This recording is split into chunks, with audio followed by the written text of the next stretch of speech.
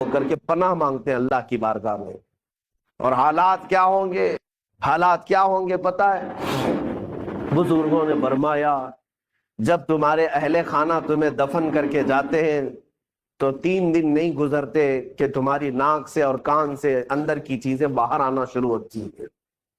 ہمارے پیٹ کا گودا باہر آنا شروع ہو جاتا ہے، اور 8 دن نہیں گزرتے کہ پیٹ پھٹ جاتا ہے، انتڑیاں باہر نکل آتی ہیں، تعفن ہو جاتا ہے قبر کے اندر، اور اچانک مٹی سے کیڑے پیدا کر دیے جاتے ہیں جو جسم کے ان اعضاء کو کھانے لگ جاتے ہیں. 40 دن گزرنے کے وقت اس کے جسم کا گوشت تک کھینچ لیا جاتا ہے. میرے عزیزو، یہ ہماری حقیقت ہے، یہ ہماری حقیقت ہے. میں کبھی کہتا ہوں نوجوانوں سے جو جیم میں جا کر اپنی باڈی بنانے میں گھنٹوں صرف کرتے ہیں، اپنی باڈی بنانے میں، اپنا چہرہ بنانے میں، تمہیں پتا ہے مولا کائنات علی مرتضیٰ رضی اللہ تعالیٰ عنہ ایک دن قبرستان گئے اور قبر والوں کو سلام کیا، السلام علیکم یا اہل القبور، اور پھر پوچھا ہے قبر والے تمہارا کیا حال ہے؟ آپ کے ساتھ ایک تابعی حضرت سعید ابن مسیب تھے، وہ کہتے ہیں میں حضرت علی سے پوچھ رہا تھا کیا یہ قبروں والے آپ کو جواب دے رہے ہیں؟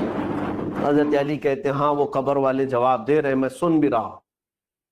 یہ سب کے بس کی بات تو ہے نہیں. اس کے تھوڑی دیر کے بعد حضرت علی رونے لگ گئے، آنکھیں بھیگ گئیں. ان کے ساتھ موجود تابعی نے پوچھا کہ کیا جواب دیا قبروں والوں نے؟ مولا کائنات حیدر کرار شیر خدا رضی اللہ تعالیٰ عنہ فرماتے ہیں میں نے ان سے پوچھا تو قبروں والے کہتے ہیں اے علی ہمارا کیا حال پوچھتے ہو؟ جس چہرے کو ہم گھنٹوں سجایا کرتے تھے اس چہرے پر اللہ نے بچھو چھوڑ دی، اور وہ ہمیں ڈنک پہ ڈنک مارتے ہیں. جن بالوں کو ہم بار بار سجایا کرتے تھے ان میں خون اور پیپ بھر دیا گیا ہے. ہمارے جسم کے اوپر سے چمڑیاں ادھیڑ دی گئی ہیں اور گوشت کی سڑن پیدا کر دی گئی ہے. اور وہ قبروں والوں کے حالات حضرت علی سنتے سنتے رونے لگ گئے. وقت کے صحابی داماد رسول قبر کے ذکر سے رو پڑتے تھے. میرے عزیزو، آج ہماری کیا حالت ہے؟ ہماری آنکھیں تک نہیں بھیگتی، ہمارا دل تک موم نہیں ہوتا.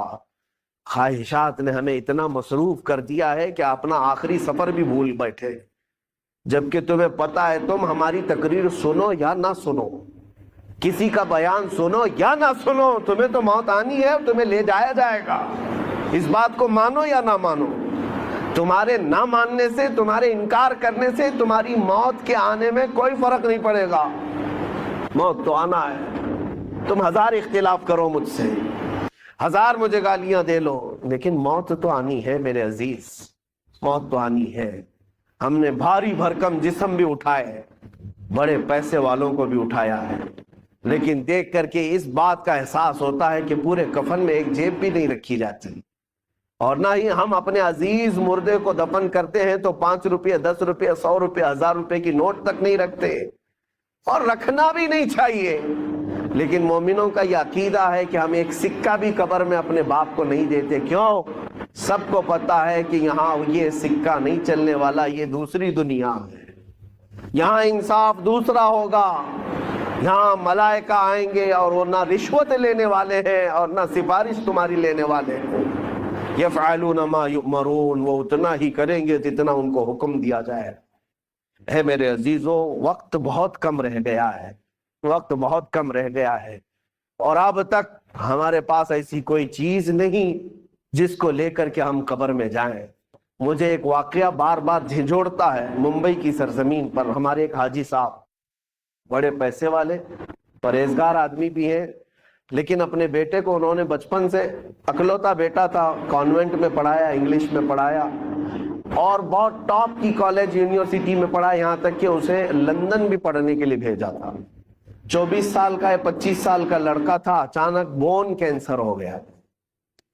بون کینسر ایسا ہوا کہ پتہ ہی نہیں چلا. 6 مہینے کے بعد پتہ چلا کہ یہ 3rd سٹیج پر ہے، کچھ کر ہی نہیں سکتے.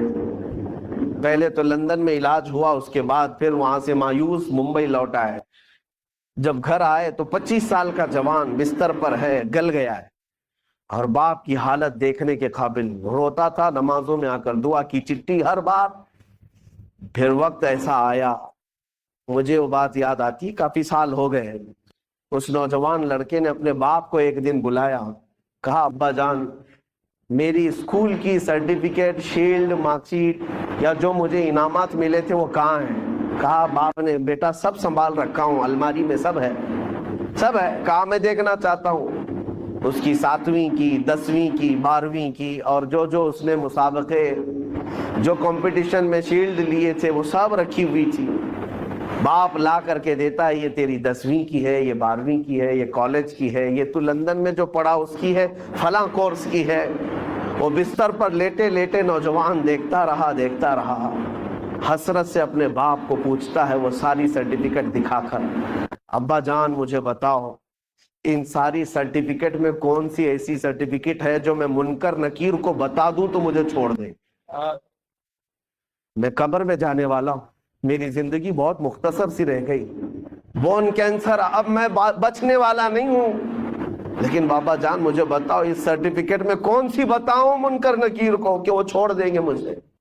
باپ کہتا ہے میرے پیروں تلے زمین کھسک گئی، میں نے آج تک یہ سوچا بھی نہیں تھا، میں نے اپنے بچے کو قرآن اور حدیث کی تعلیم تو نہیں دی تھی، مختصر قرآن تو پڑھایا تھا، لیکن کوئی سورہ بھی اسے یاد نہیں تھی، اس لیے کہ اسکول کالج ٹیوشن اور لندن اسی میں رہ گیا پیسے خرچہ کرتے کرتے۔ اور آج دنیا سے میرا بیٹا 24 سال کی عمر میں جا رہا ہے، اسے کوئی سورہ یاد نہیں ہے۔ اور اس لڑکے نے وہ میسج دیا تھا، بابا جان یہ میسج پہنچا دینا مولانا صاحب کو کہ اللہ نے اگر کسی کو بیٹا دیا ہے تو صرف دنیا میں ایسا اسے گھوڑا نہ بنائے، ایسا گھوڑا نہ بنائے ریسنگ کا گھوڑا کہ صرف دوڑتا رہ گیا، اسے خبر ہی نہیں ہے اس کی آخرت کا کیا ہونا ہے۔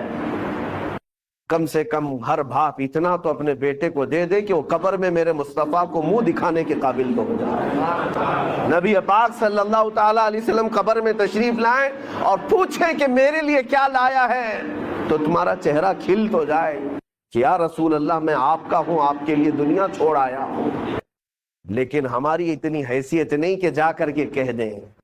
آج تو حالات ایسے ہیں کہ کل میں پوچھتا ہوں، قیامت کے دن ہم سے سوال ہوگا، آپ سے سوال ہوگا۔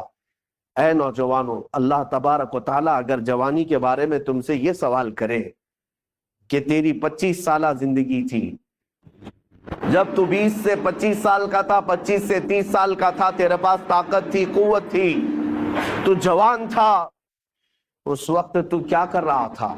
رب تبارک و تعالیٰ کے ہاں ہر دن کا سوال ہونے والا ہے، اتنی بات یاد رکھو۔ حدیث میں ہے، میرے آقا صلی اللہ علیہ وسلم فرماتے ہیں اس وقت تک میدان محشر سے کوئی ہٹ نہیں سکتا جب تک اپنی جوانی کا حساب پورا نہیں دے گا، دینا ہوگا۔ تم سے اگر یہ پوچھا جائے، رب تعالیٰ اگر یہ پوچھ لے، جب میرے نبی کی شان میں گندی گالیاں دی جا رہی تھی، اے جوان تو کیا کر رہا تھا؟ کیا تم یہی جواب دو گے کہ رات بھر میں گیم کھیل رہا تھا؟ اے اللہ تیرے نبی کو جب گالیاں دی جا رہی تھی، توہین کی جا رہی تھی، تو میں تو کرکٹ کھیل رہا تھا، فٹ بال کھیل رہا تھا، جیم پہ جا رہا تھا، دعوتیں اڑا رہا تھا، برتھ ڈے منا رہا تھا، یہی جواب دو گے؟ ہمارے پاس ہے کیا چیز؟ ہے میرے عزیزوں، میرے نبی کی امت ہو آپ، ہونا تو یہ چاہیے کہ حضور کی شان میں توہین سن کر کے ہر کھانا پھیکا لگنے لگ جائے، نیند اور چین اور سکون غارت ہو جائے کہ جب ہمارے مصطفیٰ کریم کی عزت سلامت نہیں ہے تو پھر میری عزت کی کیا بات کی جائے۔ بہرحال آج احساس میں دلانے آپ کے سامنے کھڑا ہوں، اب فیصلہ آپ کے ہاتھ میں ہے۔